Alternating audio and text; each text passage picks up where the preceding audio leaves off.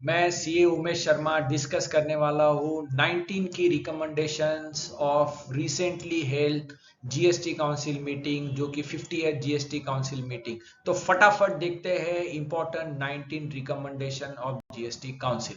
तो सबसे पहले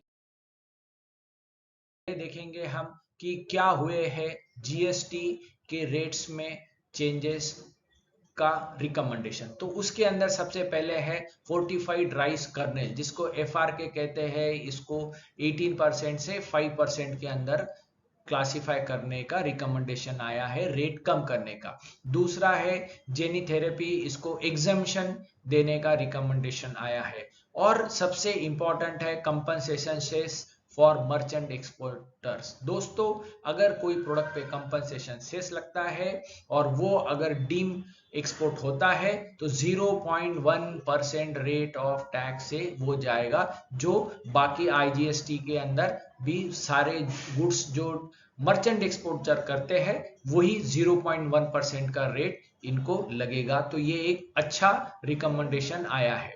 अब देखते हैं नेक्स्ट रिकमेंडेशन, जो कि है रिलेटेड टू सर्विसेज। क्या चेंजेस आ रही है सर्विसेज के अंदर?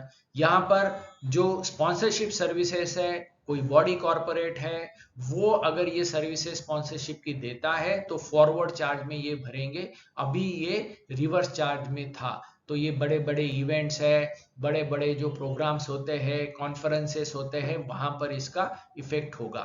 फिर मोटर व्हीकल एक्सीडेंट फंड, ये बहुत लिमिटेड है। यहाँ पर जो कंट्रीब्यूशन करेगा इंश्योरेंस के सेक्टर में ये रहता है। इंश्योरेंस कंपनीज जो कलेक्ट करती है third party motor vehicle premiums के रिलेटेड, तो वहां पर इनको एग्जम्पशन लाया है। बाकी इंश्योरेंस के रिलेटेड बहुत सारे मीडिया में था कि चेंजेस होंगे, बट उसके रिलेटेड कुछ यहाँ पर नहीं है। नेक्स्ट, कंपोजिशन जो डीलर्स है उनको आरसीएम में से छूट दी गई है, बट ये रेंटिंग ऑफ कमर्शियल और इमोबल प्रॉपर्टी बिजनेस के रिलेटेड जो यूज होगी। अगर कोई कंपोजिशन डीलर है वो अपनी दुकान अगर वो भाड़े से लेता है, वहां पर दुकान डालता है, तो वो भाड़ा पे कर रहा है, उसके ऊपर वो यूआरडी वाला बंदा है सामने वाला, तो उसको आरसीएम भरना नहीं है अगर वो कंपोजिशन डीलर है तो, जो रिसीव कर रहा है। अब आते हैं नेक्स्ट, वो है recommendation hotels and restaurant services में। दोस्तों, यहां पर बहुत बड़ा चेंज आया है। सबसे पहला चेंज ये है कि डिक्लेयर टेरिफ का कंसेप्ट इन्होंने निकाल दिया है। तो एक्चुअल वैल्यू ऑफ सप्लाई के ऊपर ही जीएसटी लगेगा। और डेफिनेशन ऑफ स्पेसिफाइड प्रीमाइसेस भी इसमें ला दी गई है। पहले रैक रेट के ऊपर लगता था। मान लो कोई होटल है, उसका 10,000 का रेट है, बट बाद में बिजनेस क्या कोई स्लो डाउन है या नॉन हॉलीडे पीरियड है, उसने 8,000 के अंदर वो रूम दी, फिर भी उसको 10,000 के ऊपर जीएसटी चार्ज होता था।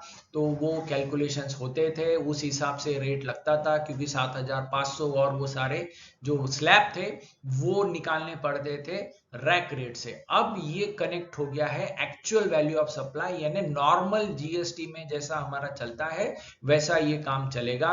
और जो स्पेसिफाइड प्रीमाइसेस है उसको भी इन्होंने यहाँ पर डिफाइन किया है कि जो भी एक्चुअल वैल्यू ऑफ सप्लाई है वो एनी अकोमोडेशन यूनिट को ही वो स्पेसिफाइड प्रीमाइसेस मानेंगे। तो अलग अलग रूम्स है, अलग अलग रेट ऑफ टैक्स है, तो अलग अलग एक्चुअल वो जो रूम रेंट रहेगा उस हिसाब से कैलकुलेशन होंगे।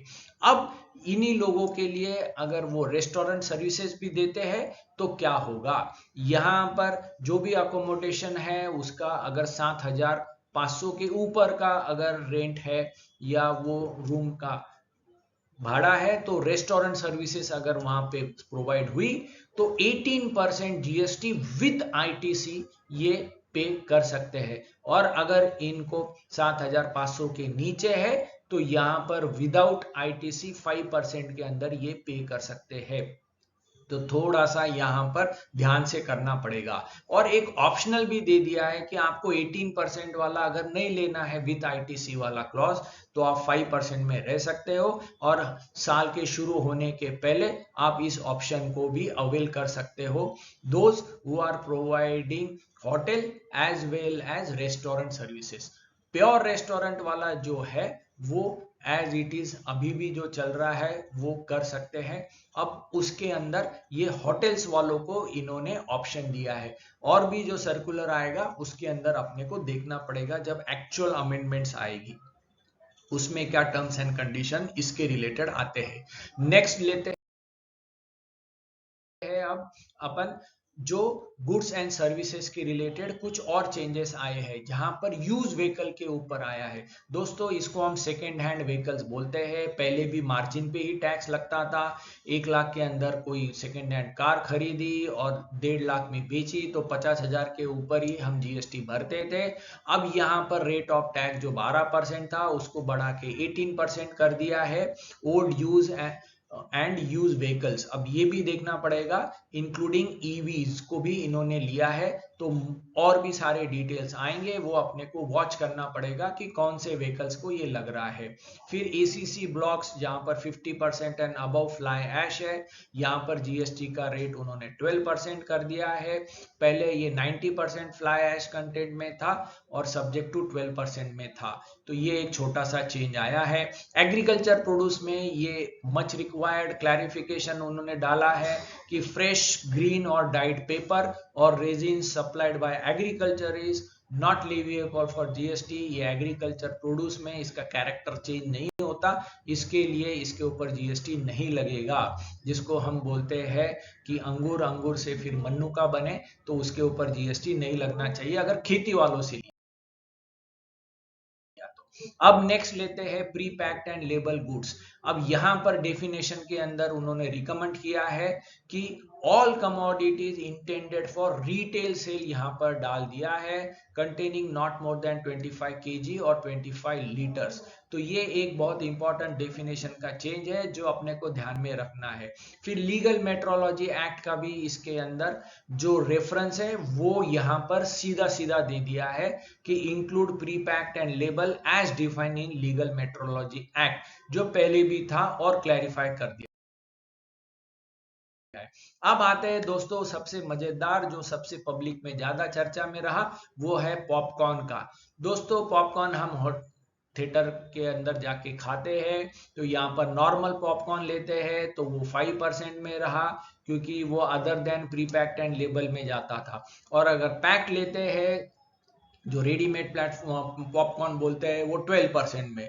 बट अगर यहाँ पर कैरामल के साथ में ये पॉपकॉर्न ले लिया तो ये थोड़ा सा शुगर कोटिंग हो गई, तो ये शुगर कॉन्फिक्शनरी के अंदर जाके 18% में लगेगा। और यहाँ पर मेन शब्द उन्होंने यूज किया कि चेंज ऑफ कैरेक्टर, तो पॉपकॉर्न का कैरेक्टर चेंज हो गया ऐसा ये कह रहे हैं। इसके ऊपर बहुत हो हल्ला हो रहा है, तो बड़ा ही मजेदार और बड़ा ही अजीब तरीके से इसका क्लासिफिकेशन हमको देखने को मिल रहा है। अब आते हैं नेक्स्ट, ये है कुछ फाइनेंशियल सर्विसेज के रिलेटेड रिकमेंडेशंस।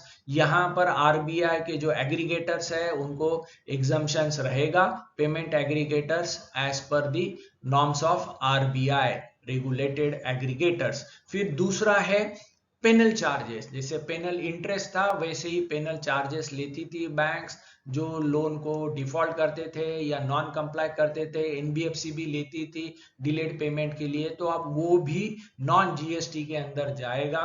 ये बहुत इंपॉर्टेंट आया है amendment for bankers and NBFC. फिर पेमेंट गेटवे को एग्जम्पशन नहीं मिलेगा if they are not covered, क्योंकि ये गेटवेज फिनटेक सर्विसेज है and not involving settlement of fund, यानी ये सिर्फ प्लेटफॉर्म दे रहे हैं तो उनको एग्जम्पशन नहीं मिलेगा। नेक्स्ट आते हैं रिकमेंडेशन के ऊपर, वो आया है शेड्यूल 3 के अंदर एक नया एंट्री ऐड करने का, neither goods neither supply of services. यहां पर ये डाल रहे हैं कि जो भी गुड्स स्टोर होंगे एसीजेड में या free trade warehousing zone के अंदर, और वो एनी पर्सन अगर बिफोर क्लियरेंस अगर ये कोई फॉर एक्सपोर्ट्स और टू द डोमेस्टिक एरिया को अगर ट्रांसफर करता है तो it is not treated as a supply of goods and services. मेरे हिसाब से ये थोड़ा क्लैरिफिकेटरी आया है और इसके ऊपर जीएसटी पहले भी नहीं लगना चाहिए था। अब ये और भी स्पेसिफिकली क्लियर हुआ है क्योंकि बिफोर क्लियरेंस ये हो रहा है। अब आते हैं नेक्स्ट ये आया है वाउचर्स के ऊपर। दोस्तों इसके ऊपर बहुत बवाल हुआ था, कुछ केसेस भी बनी है, इसके ऊपर सब लोग फाइट कर रहे हैं। तो ये ओमिट कर दे रहे हैं सेक्शन 12(4) और 13(4) जो time of supply of vouchers के रिलेटेड था, और 36(4) में वैल्यू ऑफ सप्लाई के रिलेटेड वाउचर्स का। क्योंकि वाउचर्स ये नाइदर सप्लाई ऑफ गुड्स और नाइदर सप्लाई ऑफ सर्विसेज है, और ये वाउचर्स में डिस्ट्रीब्यूशन भी होता है, वाउचर्स एक से दूसरे को बेचे जाते हैं। अमेजॉन का भी ये इशू था, और ये जीएसटी लगेगा नहीं, बट वो वाउचर्स के कमीशंस के ऊपर जरूर जीएसटी लगेगा। और एडिशनल सर्विसेज एडवर्टाइजिंग का, कस्टमाइजेशन का है तो उसके ऊपर जीएसटी जरूर लगेगा। और अनरिडीम वाउचर्स है तो ये इसके ऊपर जीएसटी पहले भी नहीं लगता था, आगे भी नहीं लगेगा। तो ये एक अच्छा अमेंडमेंट इन्होंने प्रपोज किया है। अब आते हैं नेक्स्ट, वो है कुछ इश्यूज के ऊपर ई कॉमर्स रिलेटेड, जहां पर उन्होंने दिया है कि आईटीसी प्रोपोर्शनेटली रिवर्स करना जरूरी नहीं है अगर वो 19 सबसेक्शन 5 के अंदर टैक्स भर रहे हैं। तो जैसे आरसीएम जैसा इनको टैक्स भरना रहता है, जोमैटो, स्विगी, उन सर्विसेज के रिलेटेड 17(1) और 17(2) के अंदर। अब एक्स वर्क के जो कुछ भी कॉन्ट्रैक्ट होते हैं जहां पर ये बोला जाता है कि सप्लायर डिलीवरी देगा, रेसिपिएंट के जगह तक देगा, ट्रांसपोर्टर के वहां से वो सप्लायर के इन्हें प्लेस से लेके तो वो वहां तक जाएगा रेसिपिएंट के जगह तक, जहां पर ओनरशिप ऑफ गुड्स जब भी ट्रांसफर हो रही है तब वो डिलीवरी रेसिपिएंट को मिल रही है। तो यहाँ पे वो रिसीव्ड कब होगा, जब 16(2)B के हिसाब से वो रिसीव्ड होगा, क्योंकि उसको डिलीवरी मिली, तो तभी वो आईटीसी ले सकता है, सब्जेक्ट टू कंप्लायंस ऑफ बाकी कंडीशन। तो ये क्लैरिफिकेशन है, और ये पहले से भी क्लियर था बट कुछ इश्यूज आए थे, तो उसके लिए ये अब नया क्लैरिफिकेशन आएगा। नेक्स्ट है late fee waiver of 9 and 9C। ये अच्छा है, और कई लोगों ने भर दिया है बट अब उनको रिफंड नहीं मिलेगा। बट ये क्या चीज है, 17-18 से लेके 2022-23 तक के 9C अगर डिले हो गए हैं तो मार्च 2025 के पहले भर दो, तो आपको लेट फीस नहीं लगेगी। बट इंपॉर्टेंट ये है कि जीएसटीआर 9 पे लेट फीस लगती है, और जीएसटीआर 9 आपने एक्चुअल डेट को फाइल कर दिया होगा या लेट फाइल किया होगा तो उसके ऊपर लेट फीस भर दी गई होगी। तो 9C अगर आज भर रहे हो तो उसके ऊपर नहीं लगेगा, subject to you have file 9 earlier. तो एग्जांपल के तौर पे देखेंगे तो दिसंबर 2019 को भर देना चाहिए था 9, और वो अगर 5 जनवरी को भरा है तो 5 दिन का डिले था, उसका लेट फीस तो भरना ही था। अब 9C अगर भरा है 10 जनवरी को तो उसके ऊपर लेट फीस नहीं लगेगी, क्योंकि 9 भर दिया है। तो ये एक इंपॉर्टेंट चेंज है, और ये बहुत इंपॉर्टेंट है कि हमको late fee section 47(2) CGST act के हिसाब से एनुअल रिटर्न के ऊपर लगती थी, और वो हमारे को ध्यान में रखना पड़ेगा।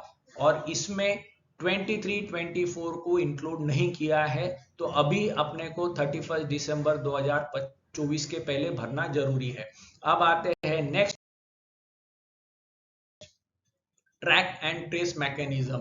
जो सिगरेट्स है, गुटखा है, इनका चोरी होता है, तो इसमें नया सेक्शन लाया है कि ये गाड़ियों को, उनके कंसाइनमेंट को ट्रैक कर सकते हैं, स्टील को, स्क्रैप को, और यूनिक आइडेंटिफिकेशन मार्किंग रहेंगी वो गुड्स को, वो पैकेट्स को, और उसका लीगल फ्रेमवर्क ड्राफ्ट करके ये पूरा मैकेनिज्म बनेगा फॉर दी टबैकोज एंड दी जो इवेजन प्रोन कमोडिटीज है उसके लिए। अब आगे देखते हैं कुछ ऑनलाइन सर्विसेज के related clarification. Online money gaming है, जहां पर सप्लायर को रिकॉर्ड रखना पड़ेगा कि अनरजिस्टर्ड बंदे के साथ में आप काम कर रहे हो, तो उसका स्टेट क्या है टैक्स इनवॉइस को। और ओआईडीआर सर्विसेज में भी स्टेट का आपको रिकॉर्ड रखना पड़ेगा। इनवॉइस के अंदर मैंडेटरी रिक्वायरमेंट आएगी कि स्टेट का रिकॉर्ड रखो, तो पता चलेगा कि कौन सा स्टेट को पैसा जाना चाहिए, क्योंकि आईजीएसटी है या सीजीएसटी है या एचजीएसटी है, ये अनरजिस्टर्ड रिसिपिएंट के रिलेटेड है। पहले भी था बट और इसको क्लैरिफाई कर दिया है। अब आते हैं नेक्स्ट रिकमेंडेशंस के अंदर, ये सफारी रिट्रीट का जजमेंट को नलीफाई करने के लिए आया है। प्लांट एंड मशीनरी या प्लांट और मशीनरी। तो रिट्रोस्पेक्टिवली ये सेक्शन 17(5)D को अमेंड करेंगे और उसके अंदर ये डाल देंगे कि प्लांट एंड मशीनरी वर्ड, और ये सफारी रिट्रीट को नलीफाई करेगा। फिर और सेक्शन 107 एंड 112 को अमेंड कर रहे हैं, जहां पर सिर्फ पेनल्टी का अगर कोई अपील है तो प्री डिपॉजिट 25% से घटा के 10% तक वो लाएंगे, जो सेक्शन 129 के रिलेटेड केसेस है उसके रिलेटेड। बाद में हम देखेंगे कि क्या आईएसडी के अंदर आया है। तो यहाँ पर आरसीएम के ट्रांजैक्शंस है, जो इंटरस्टेट आरसीएम के ट्रांजैक्शन है आईएसडी में होते हैं, तो यहाँ पर वो आईटीसी डिस्ट्रीब्यूट कर सकते हैं, आगे फॉरवर्ड कर सकते हैं कि आपने आरसीएम पे कर दिया है आईएसडी में, तो आप आगे इसको डिस्ट्रीब्यूट कर सकते हो। तो ये अमेंडमेंट आएगी 1 अप्रैल 2025 से आगे आएगी। तो this is a good amendment and which will benefit a lot for ISD also. Next अब देखते हैं 3 नंबर, जो नॉन रजिस्टर्ड पर्सन के लिए जनरेशन। वैसे ऑफिसर ये यूज करता ही है, अगर कोई बंदे को रजिस्ट्रेशन लेना था उसने नहीं लिया और ऑफिसर को लगा है कि इससे टैक्स भरवा के लेना है, तो रूल 87(4) के अंदर उसको पेमेंट करवा के लेना है, तो टेम्पररी आइडेंटिफिकेशन नंबर वो जनरेट करके उसको वो वहां पर पेमेंट और वो सब कर सकता है। तो ये एक नया वहां पर पोर्टल के ऊपर एक फैसिलिटी इनको मिलेगी। फिर कंपोजिशन टैक्स पेयर के केस में जो CMP 02 फॉर्म है उसके अंदर वो कैटेगरी ऑफ रजिस्टर्ड पर्सन के अंदर चेंज कर सकता है, और ये चेंजेस उसको वहां पर अलाउएबल होंगे। तो ये एक फैसिलिटी दे रहे हैं कंपोजिशन डीलर्स के लिए। अब आते हैं लास्ट के अंदर, IMS के अंदर इनवॉइस मैनेजमेंट सिस्टम। मेरे हिसाब से ये आने वाले दिनों में बड़ा चेंज रहेगा, क्योंकि एक लीगल फ्रेमवर्क आ रहा है कि टू बी कैसे बनेगा। आज वो ऑटोमेटिकली जनरेट होता है, बट आगे चल के जब तक रेसिपिएंट वो इनवॉइसेस को एक्सेप्ट नहीं करेगा, रिजेक्ट नहीं करेगा, टू बी में वो रिफ्लेक्ट नहीं होगा। फिर बाद में क्रेडिट नोट को भी उसको एक्सेप्ट करना पड़ेगा, आईटीसी रिवर्स करना पड़ेगा, तभी सामने वाले की आउटपुट लायबिलिटी वो रिवर्स होगी। तो ये नए रूल्स आएंगे, सप्लायर्स के ऊपर बंधन आएंगे, रेसिपिएंट के ऊपर बंधन आएंगे, और उसके बाद में ही ये 3B के अंदर इसको हम रिफ्लेक्ट हो सकेंगे। तो 2B जनरेशन में IMS का रोल बड़ा इंपॉर्टेंट रहेगा। अभी ये ऑप्शनल बेसिस पे IMS लॉन्च किया है, पर धीरे धीरे ये मैच्योरिटी आएगी। तो ये एक आने वाले दिनों में बहुत बड़ा चेंज रहेगा हर एक टैक्स पेयर को, कि 2B के अंदर रिफ्लेक्ट भी अगर आपको करवाना है तो पहले IMS के अंदर जाके इनवॉइसेस को एक्सेप्ट करे। फिर लास्ट में हम देखेंगे कि क्या आया है अदर रिकमेंडेशंस के अंदर। तो यहाँ पर म्युनिसिपल कॉरपोरेशन से बिल्डर्स FSI परचेस करते हैं, एडिशनल FSI लेते हैं, तो इसके ऊपर RCM लगेगा क्या नहीं लगेगा, तो ये अभी सेंट्रल गवर्नमेंट के पास क्लैरिफिकेशन पेंडिंग है, ये फ्यूचर में आएगा। तो दोस्तों ये कुछ इंपॉर्टेंट थे रिकमेंडेशन जो हमने डिस्कस करे। तो आप देखते रहिए ये कर नीति का ये YouTube चैनल। आपके क्वेरीज है, आपके कोई सजेशंस है, तो जरूर आप इस नंबर पे और इस मोबाइल के ऊपर आप भेज सकते हो, ईमेल आईडी के ऊपर। और थैंक यू, कीप वॉचिंग कर नीति। धन्यवाद।